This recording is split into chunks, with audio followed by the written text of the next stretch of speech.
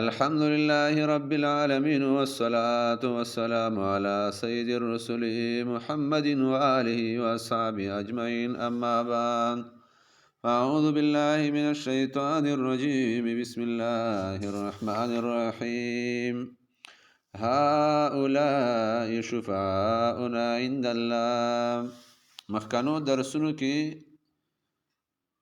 مسله ذکر شوی و د صحیح عقیده او د صحیح نظریه. به د صحیح عقیدې دپاره نواقض دي چې عقیده په دې سره خرابېږي او ماتېږي. هغې نواقضو کې یو ناقض دا او چې هغې ته شرک ویلی.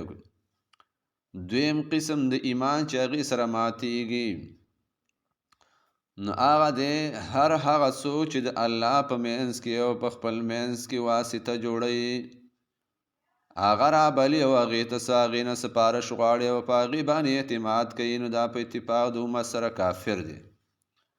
او دا دویم ناقص چې دا په اول کې داخل دی، ځکه دا یو قسم د شرک دی. او دی مثال دا ذکر کوي لکه یو سړی دی وي یا یو ولی او یا یو نیک عمل او یا یو قبر والا نه را مدد کوي، دا د هغې نه مدد غواړي او وایي چې دا پلانې زما د پاره سپارش یا پلان کې زما د پاره سپارش وکړه. او کله وایي چې زه یې تا ته وایم او ته الله تعالی ته ووایم.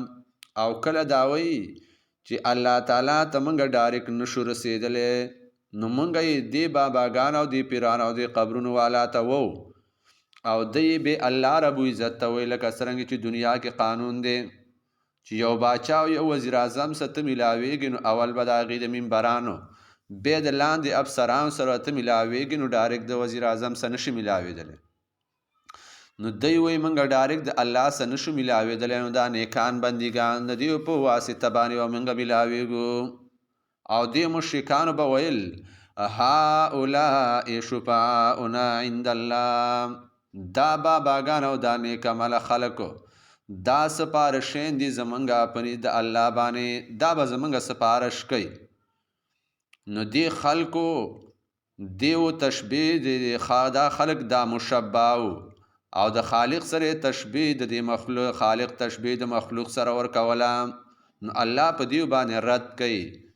فلا تضربوا لله الامثال، الله د پاره مثالونه مه بیانوئ. لیس کمثله شی، د الله په مثل باندې څوک نشته دی.